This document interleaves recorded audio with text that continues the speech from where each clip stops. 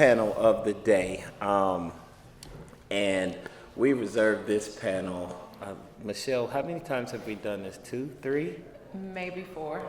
Maybe 4. Yeah, this is the panel for those who are really looking to get an advantage. I think our generation believes that it's our duty to pave the way and make sure we notify you guys of the obstacles that you could run into as you deal in corporate America in your professional careers. We just want you to learn from either our mistakes or we want you to have the learnings. One generation should make it easier for the next generation to reach where they did a little bit quicker. That should be, we want to work for efficiency. So without further ado, before we get into the real talk, I am going to should I introduce myself? Okay. I do a lot. I sum it up as a philanthropist, but for now, I am Assistant General Counsel at CrowdStrike, the cybersecurity company. If you were trying to fly on July 19th, you probably know who CrowdStrike is. They were blasted all over CNN. The way I can explain it to you all very quickly is the more we use data to transact on, we heard from Cash App, PayPal, the more we use data in social media, the more valuable that data can become to those who want to use it for all the negative reasons. So cybersecurity is the field that I'm in, the industry, and I tell people it's going to be a hot field for a long time as long as we're using data. The next wars will not be with bullets and guns. It's going to be shutting down your infrastructure using code. Chika? Yes, hi everyone. Thank you, Charlie. I actually am not a tech attorney. I'm actually a healthcare attorney, but I'm good friends with Mr. Bingham here, and he asked me to step in and be on the panel. So as a proud Hustle grad, I was happy to do it. I am senior counsel at Cityblock Health, which is a New York-based, value-based provider, and happy to be here. Thank you all. Chika sell himself short. He's been general counsel, so he's had to deal with all kinds of things. We can get into that later. Okay. Yeah.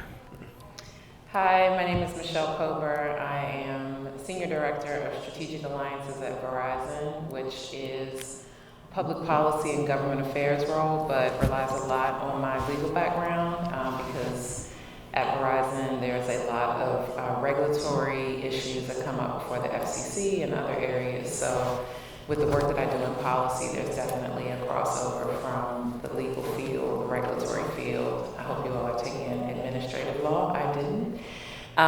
Been at Verizon for about 8 years. Graduated from Howard Law in 2008 with Mr. Bingham over here, and happy to be here to talk to you all today. Good afternoon, I'm Brent Radcliff. My foundation is in IP. I've been at the USPTO, I've been in private practice, and now I'm in-house. I'm at Blue Cross Blue Shield, but my disclaimer, and I'm sure everyone has the same disclaimer, that nothing we say is going to reflect the views of the companies we work for. But yeah, so my job really is just protecting the brand, so that focuses on IP, but it also now, especially in today's environment, also has some crossover with AI and AI governance and all of the things in between, just with protecting data, especially with a healthcare organization. And I'm a proud double bison, so Howard undergrad and Howard Law. So happy to be here. Yeah. All right, let's get right into it. Let's get right into it. So you guys can answer. We won't go in order. If you feel encouraged or ready to speak, what is it that you know now? One thing that you know now that you wish you knew when you were in law school and were sitting in their seat? I'll go. Networking is more important than anybody can even state. Everybody talks about networking, and it's like, well, what does that mean? What does it look like? How am I supposed to do it? It really just means making friends and making a lot of friends and making time for those friends It doesn't have to be because you need something or want something. It's just getting to know people. And I was so busy with my head down, trying to get the best grades, trying to get the federal clerkship, trying to be on the e-board of the Law Journal, doing all of that stuff, that I didn't spend enough time on relationships. And relationships will get you further sometimes than the grades, the credentials, and other accolades that you may receive. So do your best to try to create some balance. Your employer will sometimes facilitate those opportunities. Other times, your employer will just need 100 hours of your week and you can't do anything else. So you have to carve out time so that you can make and build relationships. One quick thing I'll tack on, and although you stated that well, I think networking laterally and vertically is important, and it's not something I really understood in law school. So what I consider networking vertically is when you go to conferences or you go to speaking engagements and you're always trying to meet somebody that's where you want to be. But like what she said, also networking laterally is getting to know your peers, because they're classmates. They didn't know, almost, I'm not going to count years, but a few years, more than 15 years later, they will both be, big time attorneys at these big Fortune, probably 50 or 10. Fortune 10 companies. So I think networking both ways and really keeping in touch, because the follow-up is key, because everybody gets that business card, but it's the people who actually use it and keep in touch with people that matters, whether you're in-house or you're at a law firm. One other thing that I would say personally is really when you're starting out, just not being too hyper-focused and just sort of being open to an extent to what may come your way. Like, I think having some direction is important. But a lot of people, especially first generation law students, they might not know exactly what they want to do when they get to law school, so you have to be a little bit open. But when you get to the firm or the practice, being open to different opportunities and running towards things that interest you is important. And don't just sort of be complacent and wait for things to come to you or feel as if you can't, pivot. Being able to pivot, I think, is important. And in law school, sort of just getting stressed out, trying to think about figuring out your life plan, or even as a younger attorney, being able to pivot and just find those opportunities that interest you and really moving towards that is something that I would have wanted to probably learn earlier, learning just how to pivot sooner. That's a great question, Charlie. I think, for me, what I would say is trust in your training at this university. The distinguished professors here will train you. You'll be prepared. You got here because you're bright, and so I think trust in that, because I think, for me at least, I don't know about my other distinguished panelists, but there's a certain degree of imposter syndrome you feel when you are in law school, when you get to the firm or the government, wherever it is, because you're surrounded by bright people. And I think you have to remember that you're not the only one that's learning, that has anxiety, that's anxious, that's questioning whether they deserve to be there. I recall, so after law school, I went into big law, and I remember going to a partner's office my first year, and he was rattling off cases from 1976 and 1984. He'd been practicing for 40 years, and I'm taking notes, but I'm a little bit panicked. I'm like, how does he know all this so well, and should I know this so well? And thankfully, there was a guy at the firm that's actually also a Howa graduate, Charles Moore. And Charles said to me, listen, all of us are still learning. And he, at the time, had been at the firm, 8, 9 years. And he said, digest as much as you can, go to your office, panic for a moment, gather yourself, and then get to work. Because they didn't hire you because you know everything. They hired you because they know that you can find the answer with time. So just remember that you deserve to be there. What got you to Howard Law will get you through any white shoe firm that you end up going to, or any government NGO or government agency. So just don't allow the pressures of law school, achievement, work to retard your progress. Remember that you got here for a reason, you graduated from this great university for a reason, and you'll be fine. Just recognize that everyone else around you, irrespective of how polished they seem, they're also learning, and they've gone through what you're going through, and some of them are still going through a bit of imposter syndrome. So I would say that's one thing that I know now that I didn't know then. You used that R word. I was like, where are we going with this, brother? But you used it appropriately in the context. Okay. One of the things that I wish I knew, and me and Michele been doing this for a while, so it gets different. When I was sitting in your chair, what I would tell you is these are going to be some of the best days of your life. You may be broke right now, but this ties into what Michele started with. You're with your fellow broke friends. And these are the years where you guys are forming a common bond. You have a common struggle, and some of the friendships that I made at the hustle are still lasting now. This is almost like a family reunion for me to come back, but it also, 20 years down the line when you guys are all graduated, you never know where people will be and the stories that you can tell. So I guess my counsel would be enjoy the present as well. You want to plan for your future, but never be moving so fast that you can't just rest in the moment and breathe and appreciate what's going on around you. So the next question for you all. I think Michele had a follow-up. Well, I was Go ahead, just going Michele. to make an observation since I see some of my classmates here. I was a little bit older than my classmates. I don't know if y'all noticed that at the time. But I was very serious, and I felt like my classmates were very unserious. And it is amazing now to see where they have ended up. I think we had a Rhodes Scholar, or at least some Christopher, right?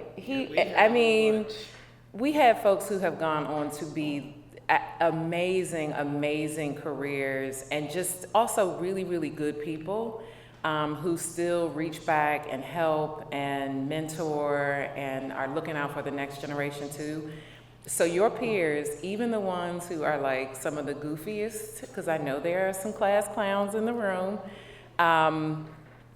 is such a talented bunch. So really get to know your classmates, stay in touch with your classmates. I know it's a ton of work, a ton of reading, but do take some time to make bonds and friendships here, because this network too, our Howard network, is literally like no other. So really start taking advantage of it now, and then make sure you keep those bonds in the future. Mm-hmm. So is there any bad advice that you, as you look back over your career, either you took or somebody you didn't take, but somebody gave you and you thought, man, I shouldn't have listened to them, or I'm glad I didn't listen to them? We don't need to say any names, but is there any that you want to share? So this is not necessarily bad advice. I mean, as I mentioned earlier, I went the big law route, but I will say, and our law school, we champion and we celebrate and I think promote big law above other legal practices. And what I would say is it's fine if that's the path you want to choose. I chose it because my brother did it, and he said you can make some money and you can have some exciting clients. But I would say if I had to do it over again, I probably wouldn't have gone the big law route. So it's not necessarily bad advice. It's just irrespective of what the Office of Career Services is promoting, like look and determine what's best for you, right? Going to Wachtell or unemployed or white in case is not necessarily great for everyone. I did it and it was fine, and I wouldn't say I enjoyed it, but I got through it. It's the But- keep it real panel. Yeah, but just to say, I have friends who have done it and are now partners from the same university, and others like myself who did it 3-5 years and moved on to something different. So I wouldn't say it was bad advice. I would simply say, though I respect that for our rankings and for various other reasons, it's important to promote big law. Everyone should determine what's best for them, and maybe that's not the big law path. You already put your mic Oh. I also went into big law, and I did it for 9 years. I was at 2 different firms, Kirkland & Ellis and Hogan Lovells. And I spent so much time not being myself when I was in those firms. And I think it was, no one was telling me, but I just felt like I needed to just be so buttoned up and so whatever the image of the law firm was, portraying. And I started to do so much better career-wise, and my work product was probably even better when I just started being myself and stopped trying to fit into whatever mold that I had put into my mind that needed to be fit into. I know you have to go in your gray or your black suit and you're buttoned up and really just in a box. And once I got out of that box, I feel like I have just done so much better. So I feel like now this generation can go into a corporate environment and not be so buttoned up. But when we came out in 2008, I started the firm in 2009. It was just like, get in where you fit in. And if you don't fit in, goodbye. I think that's gotten better now, but don't let anybody take what makes you your unique self. If anybody is trying to dim that light, that is a red flag. It's time to go. Amen. Yeah, so I think my response is somewhat similar. So I actually started at Customs and Border Protection, and I was sort of the IP guy there, dealing with anti-counterfeiting enforcement and just different enforcement of imports and exports. But I knew that my interest was IP. Even at Howard Law, I was in IPSA, and I was doing all the IP things. So I knew my goal was to continue down that path.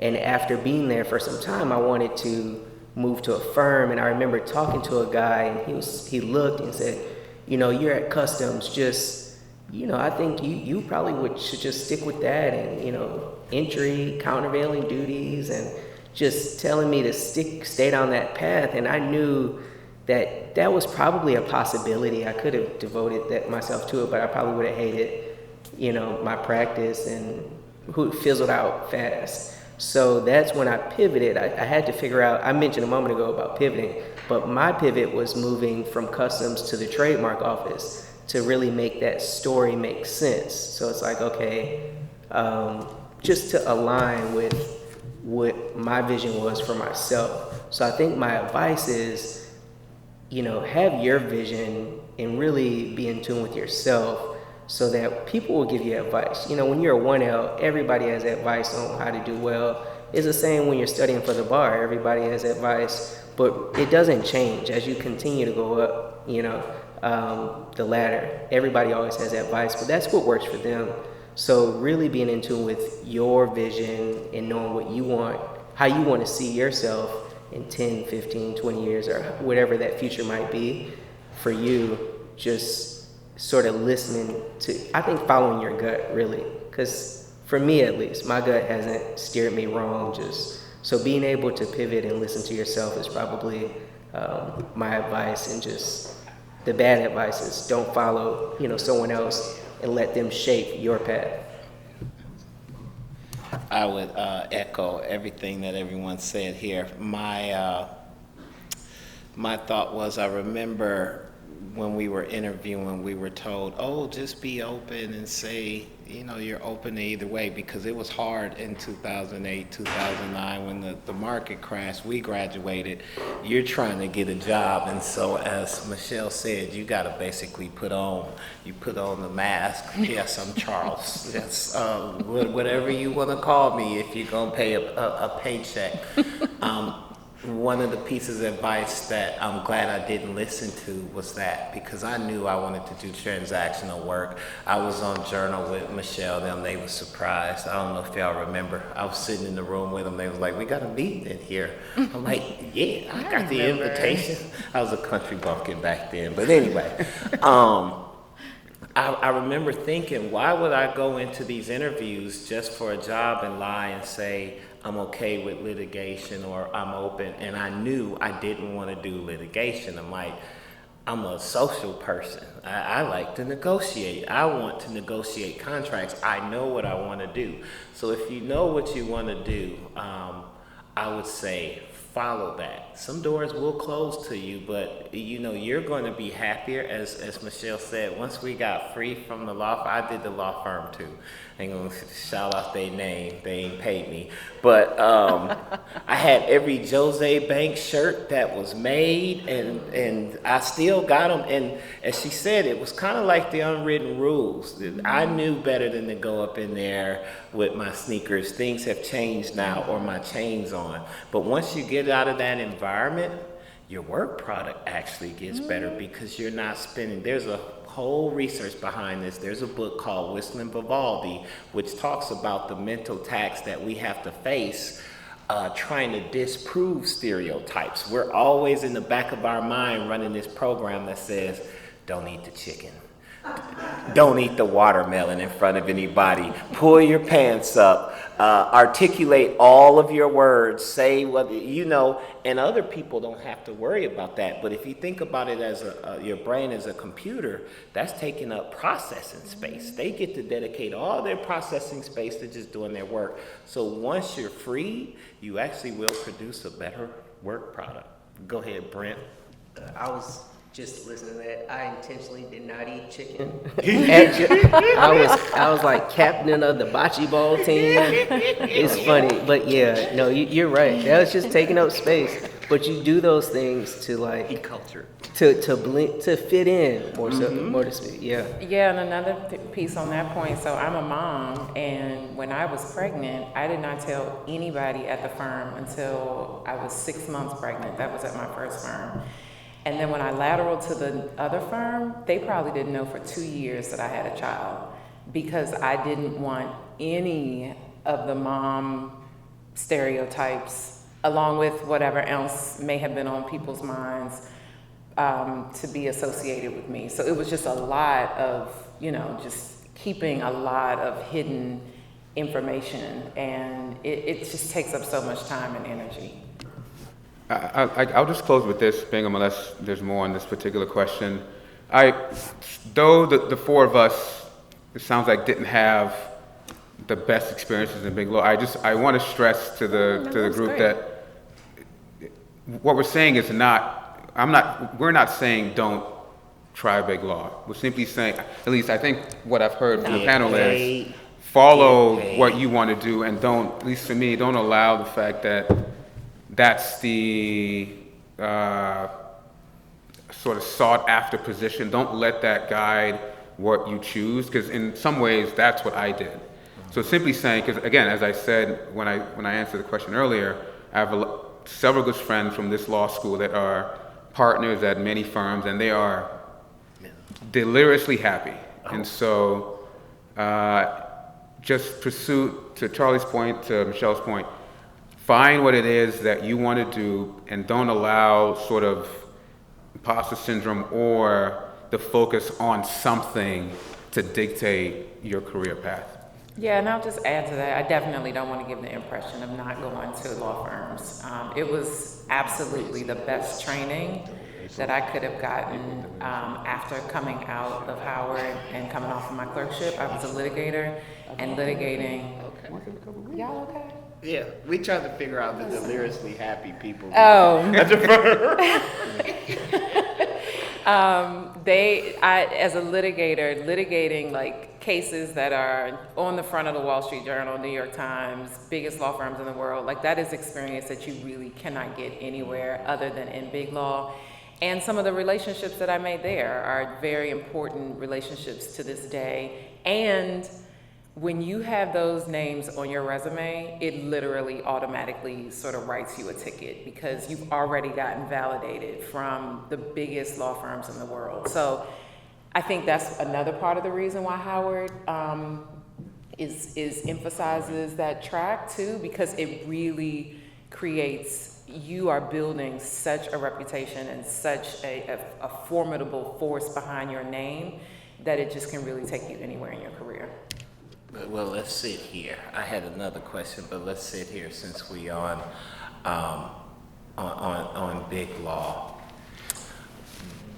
What is it that do you think that you gained from big law that you may not have gotten anywhere else? So we don't want to just tear down big law because it serves its purpose. As painful as it may be for some, it serves its purposes. But what is it that you feel like, what benefits do you think? Because we all did big law, correct? Yeah. No. I was more the three of us did. Okay, mid. But to answer your question, I think Michele just touched upon it. The training you get working at mid-size or a big law firm is, immeasurable. And I think, Michele mentioned you write your own ticket, but it's not always, sometimes it is the name. It's the same with like some law schools, that name, would get people in the door. But the name is really like, we know this person got that experience if they worked at this place, so we don't have to train them. So being in-house, it's, I think going to a law firm first, then going in-house, it's like we know they can hit the ground running. Mm-hmm. So I think that's really, your writing improves dramatically, really not only every year, but like every quarter when you're at a law firm. And I think that writing and just figuring out how to distill these complex thoughts to easily understandable and digestible bites and just information that people can understand. I think that's important. And like what Julian was saying a second ago, it seemed like maybe the most challenging part was trying to make it in a way that we can understand it, like all the work that he's doing, but and for everybody in line too.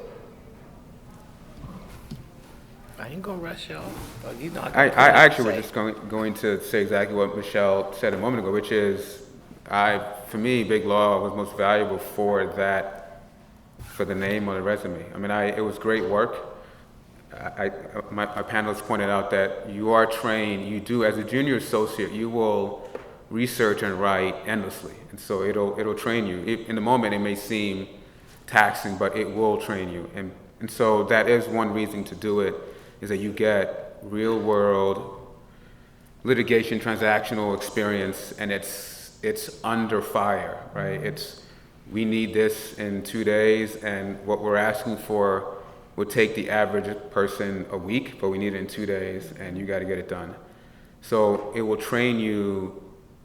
So on top of the training you get, which builds you as an attorney, the honest truth is that these big firms, if and when you leave those firms, there is that pedigree that people associate with you for that reason. And so there are, of course, with every job, right, there aren't great things about it, but Charlie, my answer to your question is, the value of big law for me was the training and the perspective pedigree it gave me moving forward.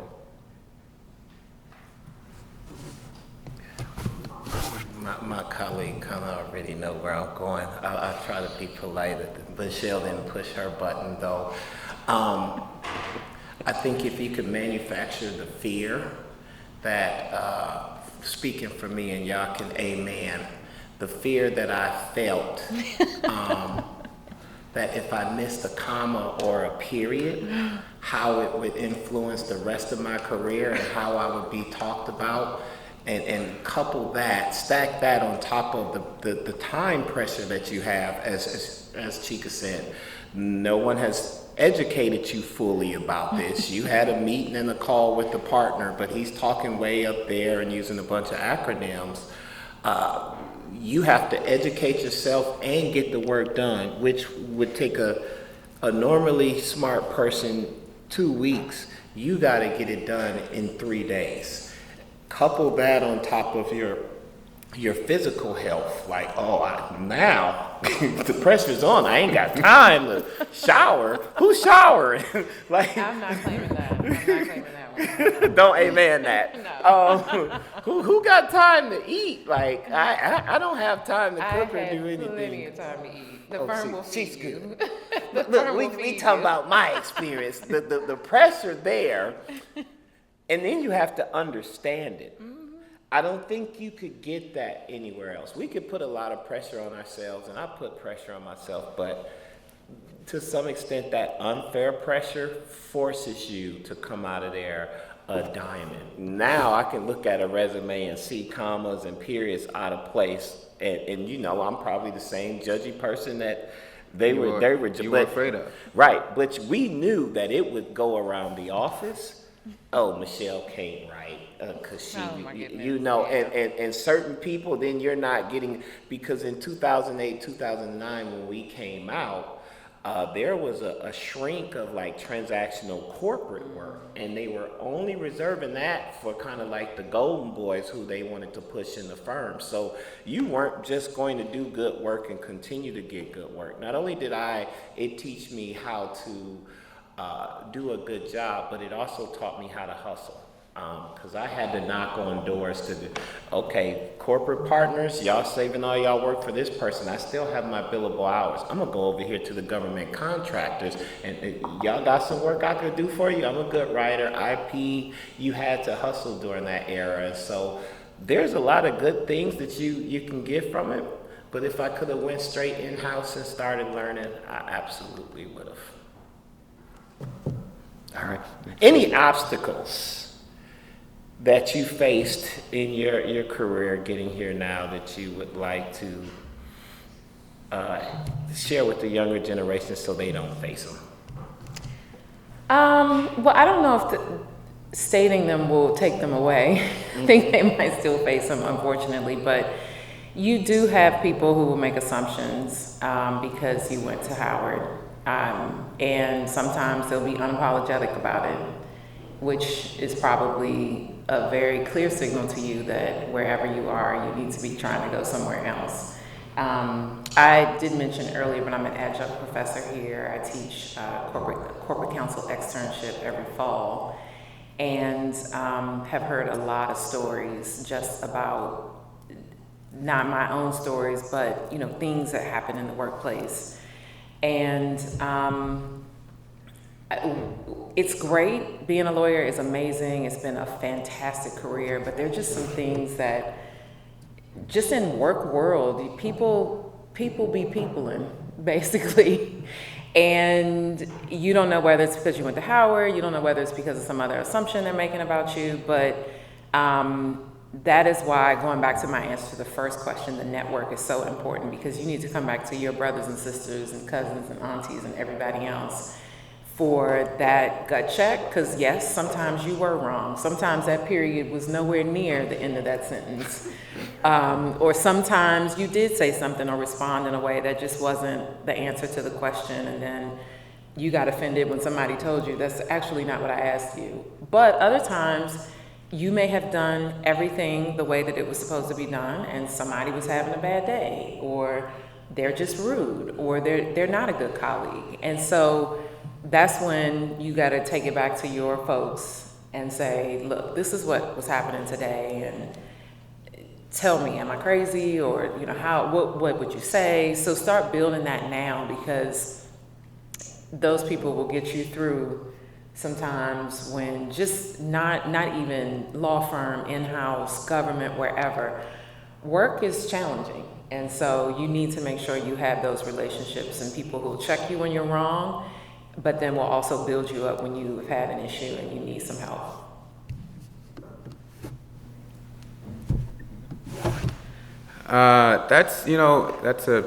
It's complicated. The answer is complicated, just like Michele just shared with you guys. I think for me, the obstacles, on top of what Michele just described, which is people will make assumptions about you for a variety of reasons, and unfortunately, we are human beings, and when we're in an environment, we sometimes allow those things to infect our minds and the way we think. And so I think, for me, that the obstacle was internal. It was, yeah, I'm in this space, but do I deserve to be in this space? And so all I would say to everyone, I have an older brother who's also an attorney, and this is stepping aside from the practice of law. Years ago, we were, I'm gonna Go ahead. I'm gonna detour, but years ago, like we were in Miami, just hanging out, we were partying, and just calm down. I'm not gonna say anything bad. And we wanted to go to a place, and we weren't on the list. And my brother said to me, "Look, just walk up there, like you deserve, like you're on the list. The confidence that you present goes a long way." And so back to the answer to the question, which is people will assume things about you, and sometimes those assumptions will impact the way you think about yourself, or the way you feel about yourself, or your work product. And all I would simply say is, just remember, be confident that, again, this university has trained you. You are ready. And so never allow that feeling to impact the way you feel about yourself, certainly not your work product. And so I think that was the obstacle for me. Is there was a time in my first year at the firm where I wasn't as confident as perhaps I should have been.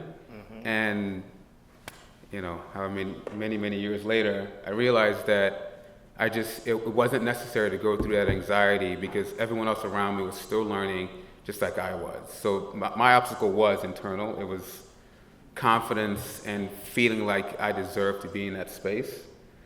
And that's something that I think everyone in every walk of life goes through, but I think it's just important to remember the hustle trains you. To Michele's point, there's no better network than the hustle out there in this space. When you're a professional and looking for a job, I promise you, if you go to a company, there's a hustler on that staff, they will look out. Because it's happened to me. The job I have today is because my Howa Law Journal student advisor got me this job, or got me the interview. I got the job, but she got me the interview. So I'll stop there. I feel like once you started hanging out with me, that imposter syndrome just went out the window. I didn't suffer with that. I went to 3 HBCUs. This is why I said one thing you should value this experience sitting in this seat, because I'm going to assume, at least during my experience, I didn't feel like I was at war with my classmates. All of that ripping stuff out of books and all of that. We had a few people who was super competitive and all of that stuff, but for the most part, I enjoyed my experience, and I was able to overlook, the super competitive people. I mean, heck, I married one. It wasn't a thing. Your law school experience was miserable. Mine was great. I enjoyed it. But once you leave and you get into corporate America, and this was the shock for me, because I didn't do a PWI. It was all HBCUs. I was used to dealing with stuff not working. There's a word for that, but oh, you ain't on time or something like that. What I wasn't accustomed to was hate and disdain, just because I had confidence and I didn't kind of shrink myself. It's like, you need to know your place. You should be shy. You shouldn't be speaking up in these meetings. And I was always taught that if you have something to add of value, you speak up. You got a good idea. But every corporation, every law firm, as you progress in your career, you're going to see there's politics with a lot of unwritten rules. I remember when I started at Microsoft, somebody handed me the book, The 48 Laws of Power, and said, if you want to go far, you follow these rules. And I remember reading them and thinking, Yeah, never outshine the master. So I'm intentionally going to dim my light if the master is not that bright. Yeah, I don't think this is for me. There was some other rules in there about that not being your authentic self and deceiving people that just made me cringe. But one of the things that the reason I bring this up, the obstacle is if you don't play the political game and you just try to sit out, you will see people rise that you know aren't as intelligent or hardworking as you, but the politics, the relationships is important. So somehow you gotta get in there and you gotta jockey because there's rooms that you won't be allowed in, that you need somebody like a Michele or a Chika or a Brent or a Charlie who's in that room to say, you know what? I disagree with that assessment of this person. This person is good. They're brilliant just like Johnny is brilliant. And I think we should bring this person along as well. So enjoy this time because once you start working in corporate America or a law firm, you're going to have to deal with some politics. And I'm not sure if any law school can necessarily prepare you for peopling and humans humaning, if that makes sense. So I'll just give a little like some concrete information advice too here. So there may be people watching or in the room who are going to corporations next summer or law firms. Yes, you do need to make relationships, but you also have to make the right relationships. And so if you become best friends with a partner who literally is like sliding out the door, barely making any rain, that is not the friend that you want to have on your number one on your call list. When you get into these places, all of the committees, the members of the committees are listed. Find out what partners are on the committees.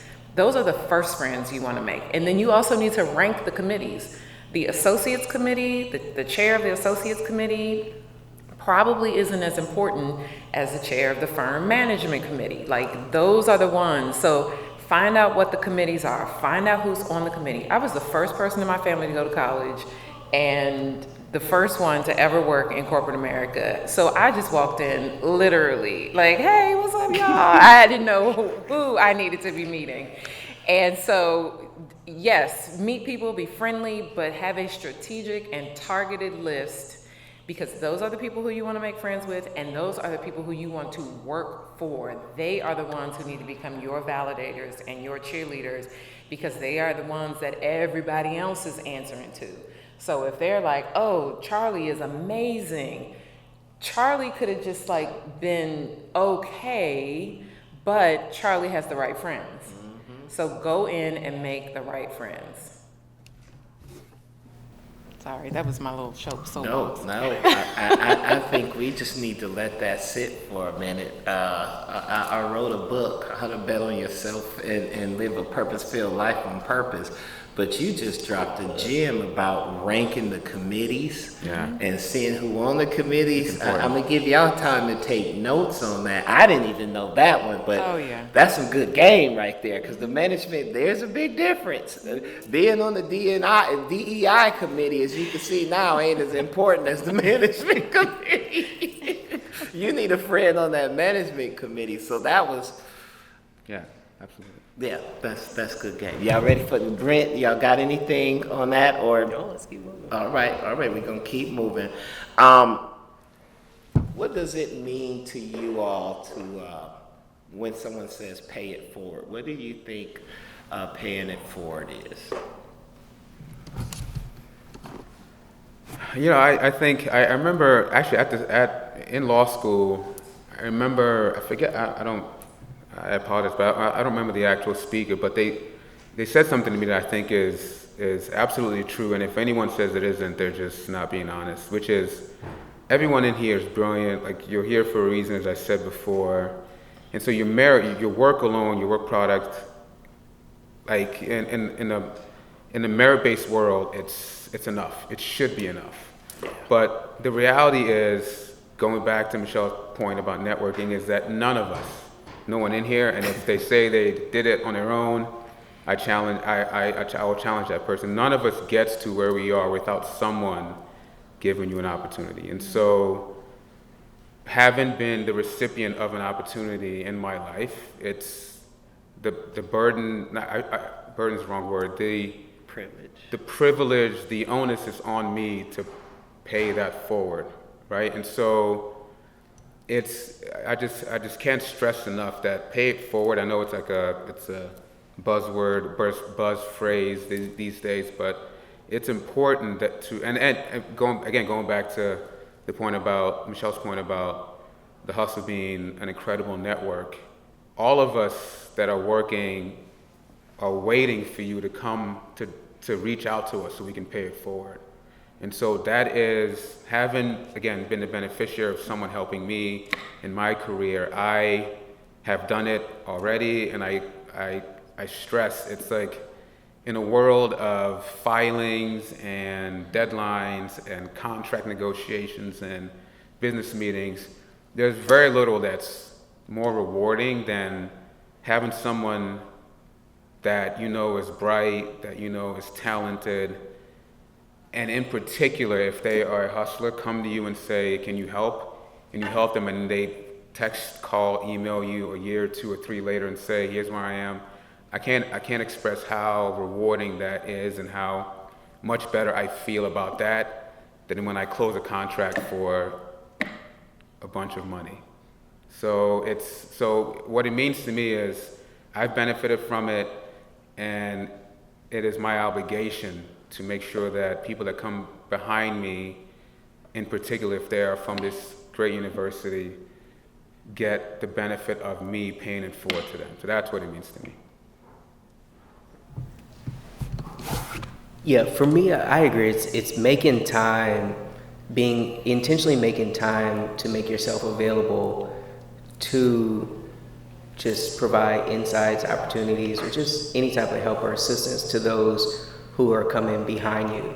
And it's not just in the roles that we're in now, but it's even if you are in law school, going back to some college, whether it's your college or a different college, in providing some guidance to them, or even going back, I like doing stuff with the pipeline, and it's really, we have to keep going back further to get more people that look like us interested in law. So it's really going back to elementary, middle schools, really where we need to help encourage them to look into these careers. But when I say being intentional about making time, one lady I took a tip from, I was trying to get on her calendar, and I realized whenever her availability was always like the same day around the same 90-minute block, and I realized she eventually told me that's just the time she sets aside every week for all the people that reach out with questions, concerns, or just want to get on her calendar.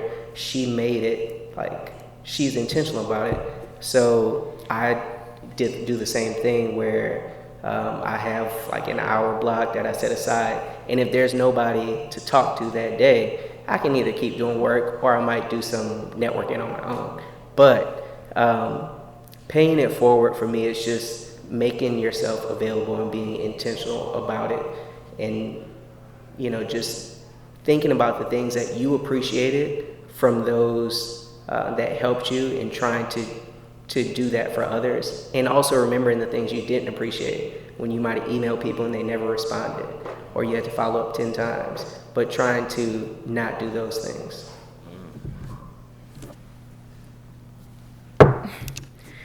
I agree with what both of them said, and also I think that when you are in positions in companies or law firms or wherever you end up, also making space for other people who may have your same circumstances.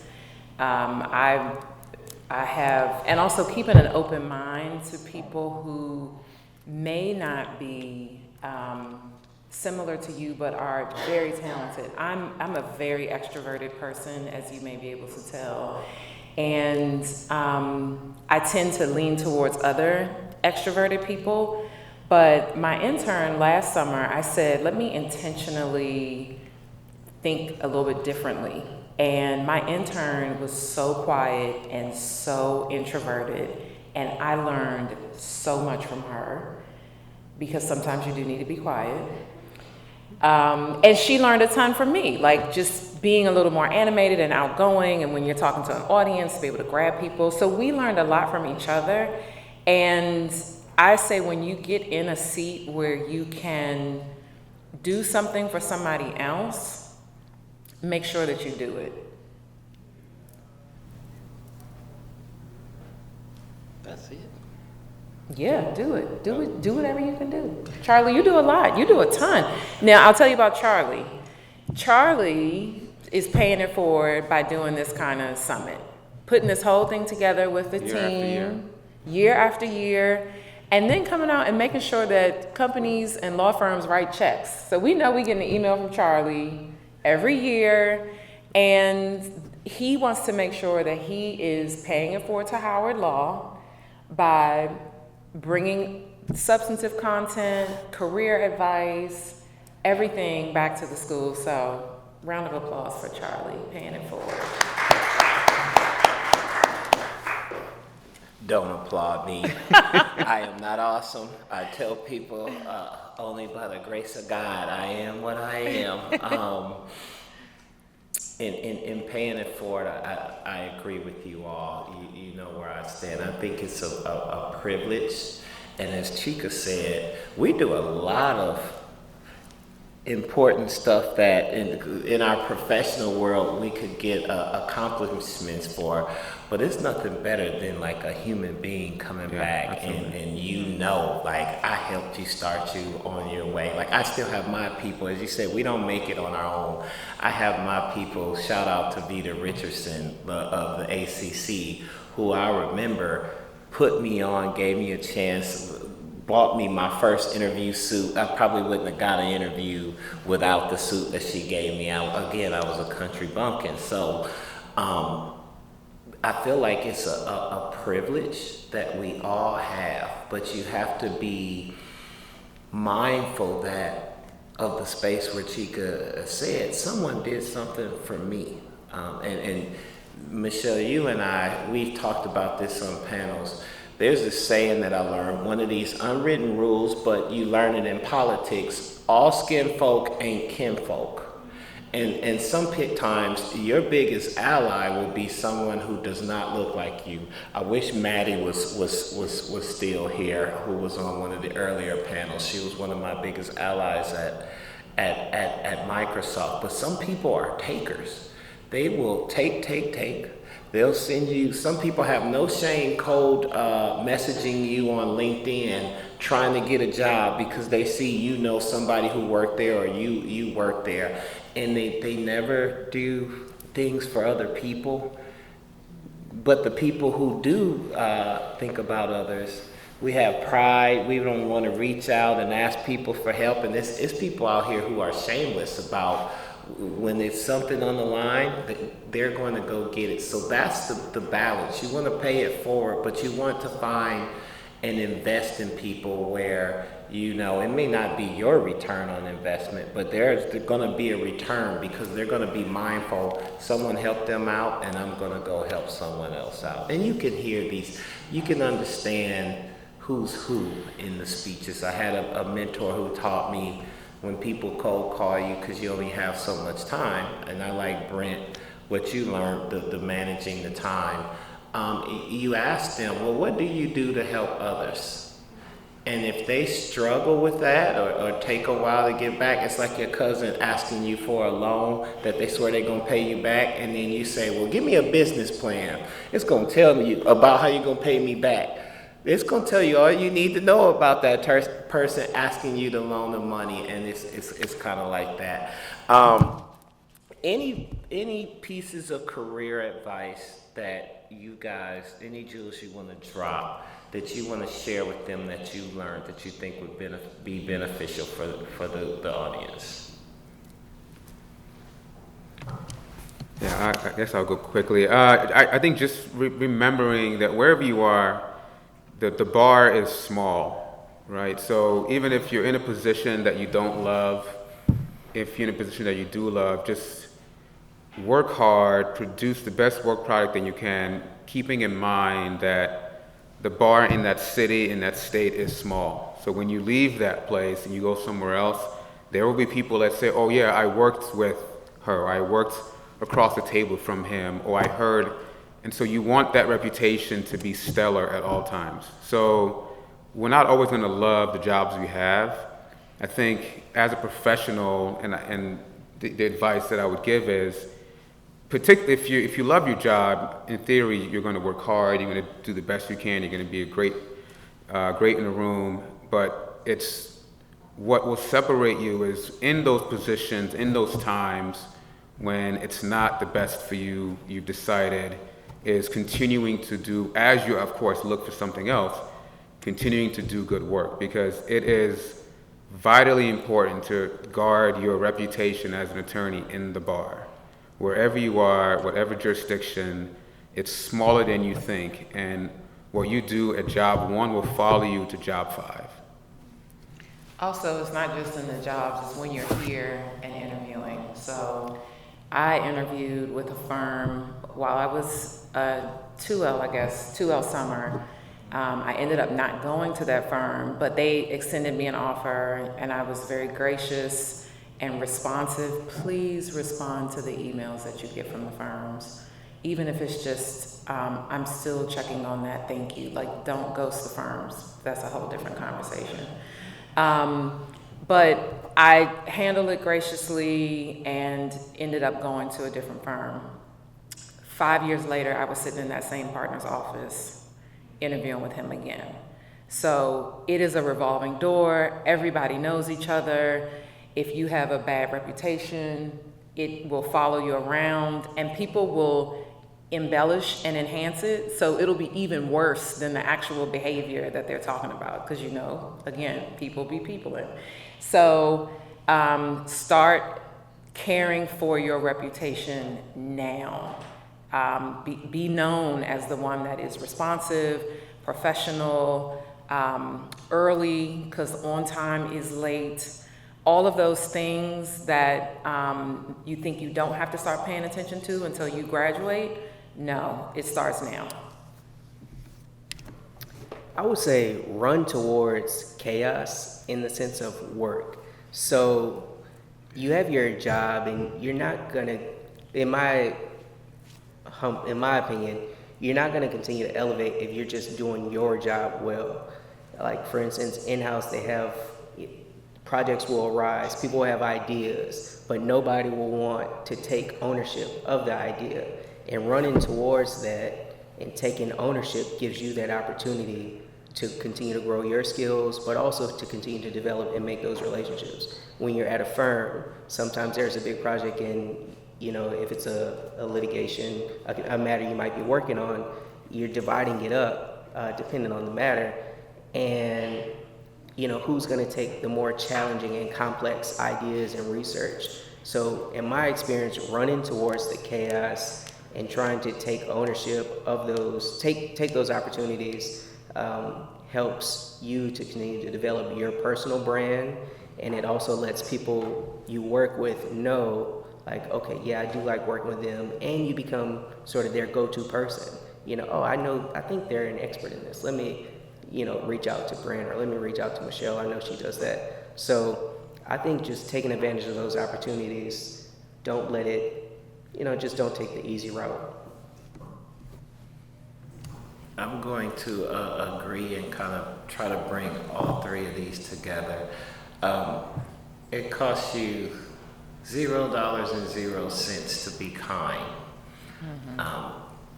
That's going to take you a long way as far as your reputation. People are more long-suffering with someone who's kind. You're a little bit more patient with someone who's kind.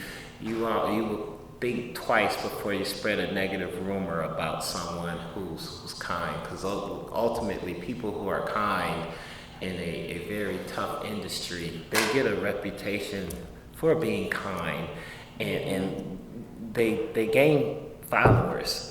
Yeah, like being the best colleague is probably better than being the best writer. Like nobody's like, oh my God, they're like the best writer ever. No, it's like, oh, I love working with so-and-so. Like they motivate me, they inspire me. And then there are people like, oh my God, do not even like make eye contact because you don't want to get a project from them. So yes, being kind is like super important. Yeah, and it costs you nothing. And I have these Biden moments now. Y'all forgive me. What moments? Biden. I had Charlie, a nice is this little meeting moment. being recorded? It is. But Michele, you jumped in there, you filled in my train of thought, but I was agreeing with you. Amen. It costs $0 to be kind. I'm trying to think of what yours was. I just said protect your reputation. Oh, protect your reputation. Yes. And so Michelle's point is to do it earlier. Start now. Yes, and that's a big one. And That's then like run towards the chaos. the chaos. Yes. Can I add another one? You gonna throw them off again? Go ahead. Oh, Don't I'm worry about sorry. me. I'm about ready to go. I was just gonna say too, take care of your health. I cannot evangelize about your health enough. People will convince you that you don't have time to drink your water and eat a healthy meal and get some exercise in, but you can't do any of the things that we are talking about today if you are sick and sluggish and tired and in a bad state. So those are other habits to make now. I sacrificed my health and just did not take care of myself when I was in law school. And well, I did like 1L, 2L year. Then I completely fell off like during the bar exam time. It was, and then it just was like a downward slope from there. So I would say everything we're talking about has to take precedence to other things in your life, your family, your faith, your health, everything else, because work is going to be there. But your arteries, you only get one set, your blood, your heart, everything. So please, please, please, if you don't do anything else, keep your health and those around you and your family at the top of your list. Sorry, I had to. We appreciate it. We've been doing this a long time. I wanted to touch on the point about running to chaos, because I agree with Brent. This goes back to something one of you all said earlier about capitalizing on opportunities. It's always your perspective. Some people will see chaos in the storm and think this is the most worst thing ever. And then you got some who may be curious, like, oh, I'm going to see what caused this storm. In your career, what seems like chaos can really be a great opportunity and a wave that you can ride if you have this understanding of, and we started the summit with it, you're comfortable being uncomfortable. I don't need to know everything, but what I see is there's an opportunity there for me to step in. And people who can ride the wave and the storms, they have a center of peace. You gotta be calm. Everybody can't handle a storm, and this goes to what she's talking about with your health. You gotta make sure you got a solid foundation. Whatever it is, you need a support system that will remind you of who you are and whose you are when things get crazy.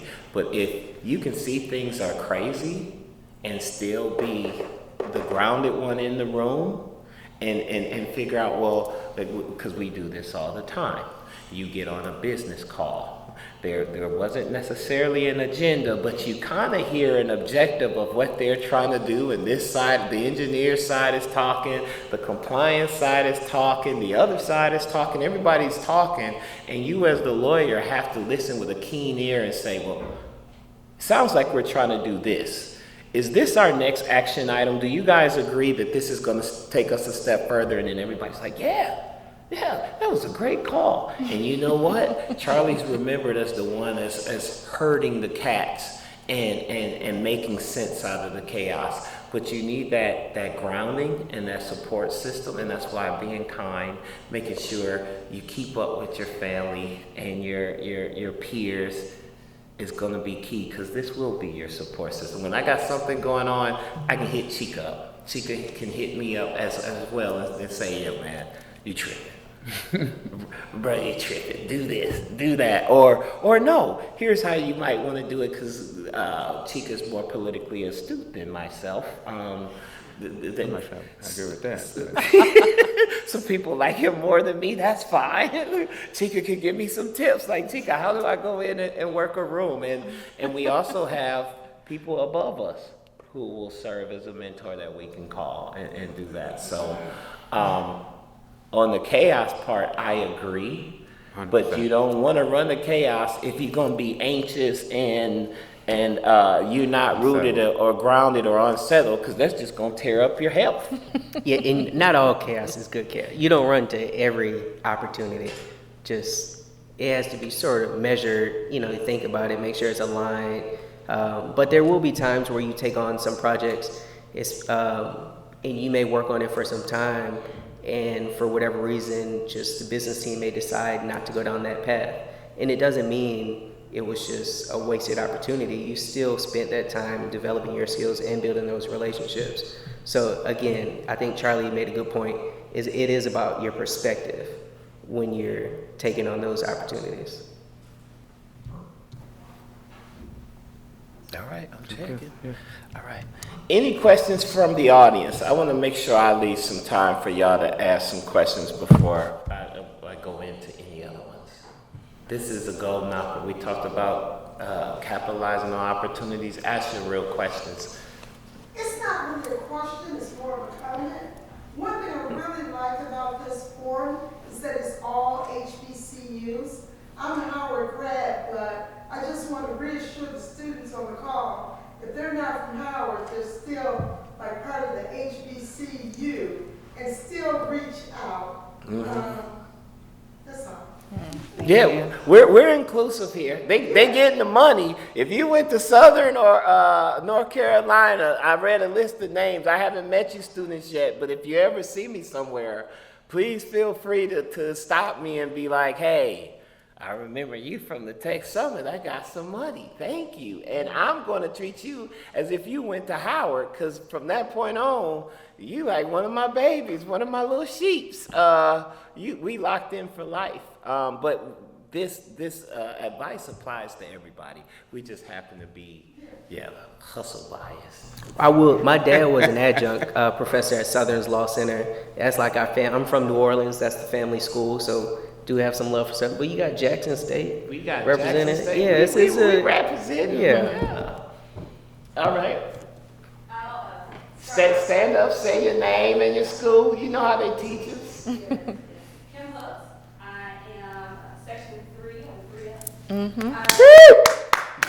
Yeah, Section 3. What we say now is the big 3. Oh, big 3? Okay, word. Big 3. With the kids saying that. These new kids. And Alfred, Alabama, and as well. Okay. But you all talk a little bit. I think when I walked in, I heard you talking a lot about like imposter syndrome going into these firms, and so, but briefly, I'd like to know what practical things did you do in order to eradicate that kind of imposter syndrome that you're facing, or I think you said internal struggle. And then secondly, I had a question about the mentorship piece. I know you all talked a lot about how folks are going to be wanting to see us win. I think how do we effectively cultivate those kinds of relationships and jump from, I think Charlie's really cool, but I want Charlie to be my mentor. Like, how do you jump from one space to another? Okay, so I think the imposter syndrome question probably was directed at me. For me, I think, honestly, I got through it two ways. One is going back to Michele's point, and I think the point that all my fellow panelists have made, which is your network, right? And so for me, my older brother is my mentor, has been my mentor for a long time, so I leaned on him.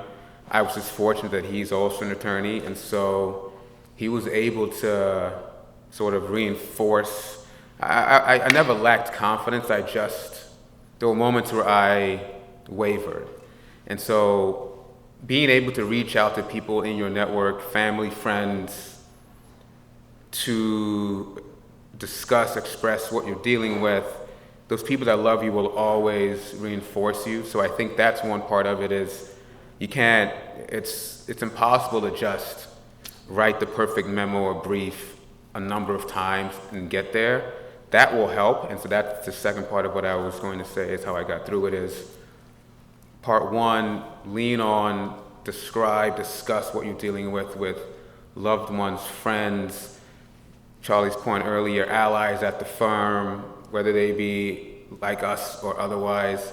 Lean on people that you trust and love you and you love them. And then the other part is, which is what again this law school is teaching you, is just grind, just do the work, right?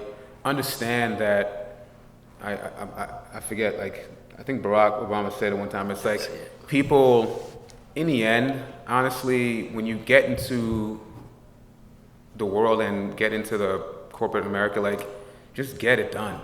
That's all the CEO, the boss, the director, whoever is managing that department, what they care about is people that deliver results. And so if you can lean on your family, your friends for that support, for that reinforcement, and then supplement that with just grinding and getting it done, you'll find yourself in a place where, okay, you don't feel like, you don't wonder, should I be here? You know, not only should you be there, you're lapping your classmates, your peers in that space. I thought you was gonna say another Obama quote that helped you get over that. When you get a seat at the table, you realize that these people ain't all of that. I mean, that's another one. I'm here to tell you, before you even get there, you may not have a seat at the table yet. Just know this. This is not a meritocracy. All the time. There, you are going to be working and you're going to deal with people who are higher than you, and you're going to know you shouldn't even have your job. You are trying to get me not only to do my job, but to do your job. So what I hope that we could flip so it can help with the anxiety of imposter syndrome is, when you get into whatever space you go into, I want you to flip the mindset of thinking everybody deserves to be there because they're brilliant. It is not a meritocracy. I want you to look at it as start looking for the affirmative action hires. Who are those who are legacy or who did politics really well, but they're not that bright? And let me see how I can move, because you're going to see these politics. Some people are good at politics and they may not be good at their job at all. And you know who those people end up becoming? Managers. They're not good individual contributors, but they know how to schmooze, and so they end up managing people and building their kingdom. But the Obama quote is what I would hope you guys would remember. Even before you get a seat at the table, we have to flip our mindset, because we were taught differently at HBCUs. Like, you got to be twice as good, twice as better. Hopefully you see now in this climate that it was never a meritocracy. Some people just weren't good at their jobs. They're not, the reason you have this job is matter of fact, I need you to start thinking now, if you see a minority in a role, they must be super qualified to still be there. We see who's getting fired on the federal side, and there is no comparison. So because of the years of oppression and kind of PTSD, that's where we picked up this imposter syndrome. But we need to flip that and know that we're not the imposters. If we're there, we done made it through hell and back to get a seat at the table, because we know no one wants us to have a seat at the table. So I'm hoping that will help the next generation. Like, no, this ain't no meritocracy. I know as soon as I get in here, I know that's a myth. Let me see who is here because they just had the right associations, or they went to the right school. But it's not based on merit. And once we get past that, I think that can help us with the anxiety. But I'm not sure. That's. Go ahead, Michele. Cook. So, no, real quick. On imposter syndrome, I think this also goes to the network as well. When you know that everybody is feeling the same way, everybody feels like they're fish out of water. They are sinking. They don't know what they're doing. And once you have that community of people who also feel the same way, then you're like, maybe we all belong here, but we just don't know what we're doing yet. So we're just going to continue to figure things out. On the mentor piece, I would say that sometimes your employer will try to set up like formal mentor-mentee relationships. Those rarely work. Like they're just not organic. They're not natural. They just feel like stilted and not real. Some of the, first of all, going back to an earlier point, you can be mentored by somebody who is at your same level. So don't think that it needs to be somebody who is a lot more senior than you. And your mentors are usually your friends. And you can become friends with a more senior person who, when you need guidance, is providing you with guidance, answering questions. But you also don't want to only go to your mentor when you need something, or when you have a list of questions or things like that. It just really needs to be like a friendship and a back and push-pull relationship with your mentor. So it could be like, your auntie or whoever. That's who your mentor is. Do not confuse your mentor with your sponsor. Your sponsor is the person that's like, oh, again, going back to Charlie. Charlie's amazing, and Charlie definitely deserves this position. The mentor is the person who's like, Charlie, your comments were too controversial 5 minutes ago. Bring it down. You know what I mean? It's like, the advice, the counsel, that kind of stuff. So make sure you have your mentor and are also looking for your sponsors too. So there's a lot written about that and just what the differences are between the two. But also, please remember, y'all, as the mentee, you do have a role in the relationship too. So picking my brain is like one of the things, it's like nails on a chalkboard. I just want to call you and pick your brain. No.